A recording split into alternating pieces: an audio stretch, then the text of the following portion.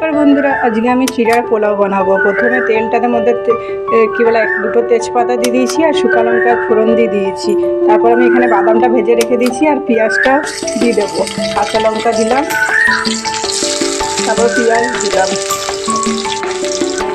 পেঁয়াজটা হালকা হালকা ভাজা হয়ে পরে তারপর একটু নুন দিলাম, একটু শুকনো লঙ্কা গুঁড়ি দিলাম, একটু হলুদের গুঁড়ি দিলাম, গোলমরিচের গুঁড়া দিলাম,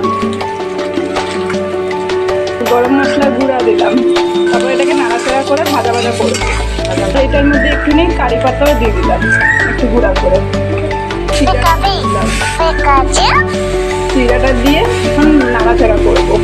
চিড়াটার মধ্যে চিনিও দিয়ে দিলাম, নাম যেমন আপনারা মিষ্টি খাবেন তেমনি করে চিনি দিতে পারেন। এটা ভালো করে নাড়াচাড়া করবো।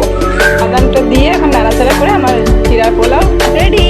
আমার সকালে টিফিন রেডি হয়ে গেল। আপনাদের এটা ভিডিওটা ভালো লাগলে পরে আপনারা লাইক, সাবস্ক্রাইব, শেয়ার করে দেবেন। ধন্যবাদ।